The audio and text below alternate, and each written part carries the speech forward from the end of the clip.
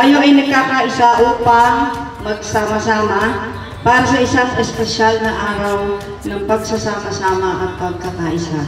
Ito ay isang mahalagang bahagi ng pag-unlad ng ating kupunan.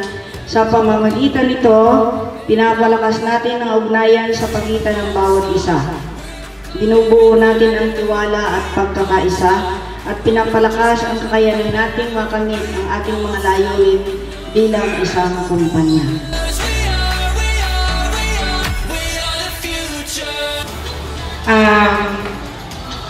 Yung magkaroon ng pagkakaisa para sa isang layunin, in order to achieve this, it is important that we remind ourselves of the importance of obedience, respect with one another, good listening skills, and teamwork, which we intend to strengthen through the activities prepared by our coordinators. In teamwork, creativity, lahat tayo we become better person, better employees. Yung mga natutunan natin dito, yung mga lessons, yung mga magiging interpretations and meaning ng ating lahat ng mga gagawin today, sana baon-baon natin yan all throughout the year and the years ahead.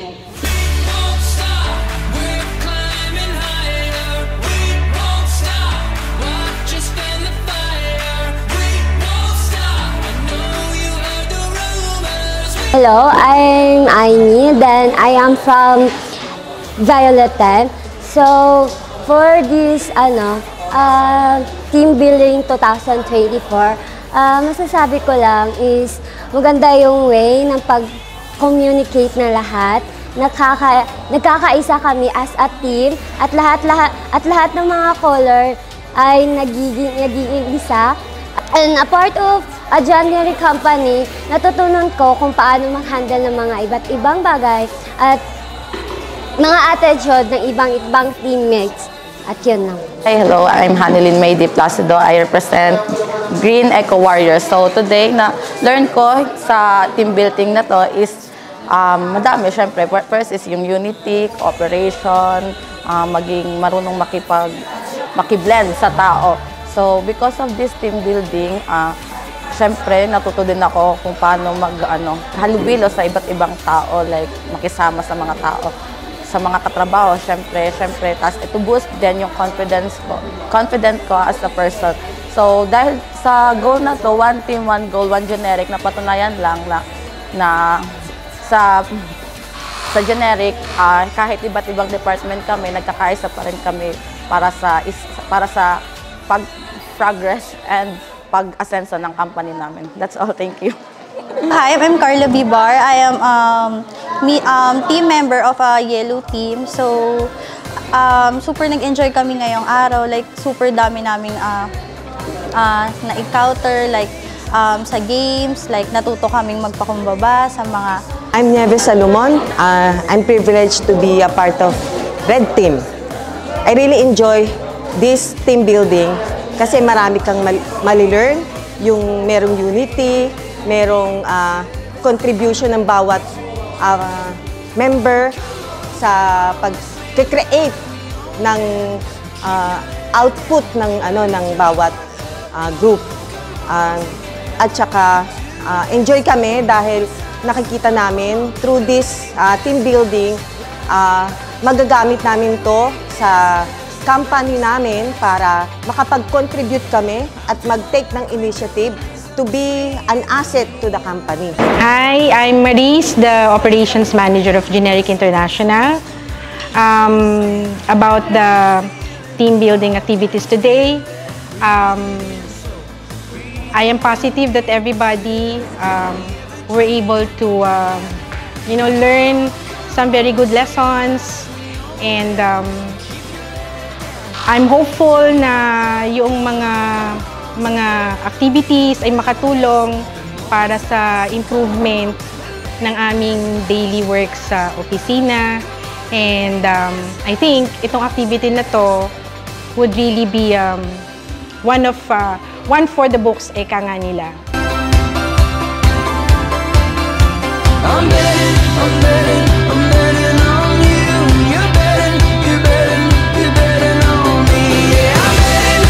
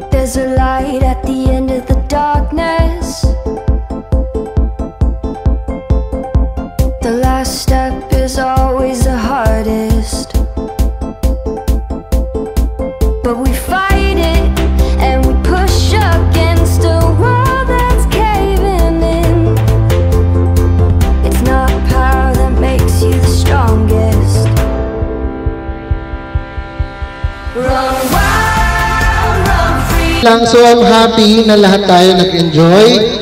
Happy din ako to see new faces. So sana pahalagahan natin yung mga natutunan natin dito, yung mga bonding na sa mga bago nyo nakilala, mapa-salon yan, mapa-resort, mapa-security agency, or generic. So lagi natin dalhin, balik natin sa Makati ang natutunan natin ngayon. So again, maraming salamat sa inyong lahat at ingat kayo lagi. Thank you.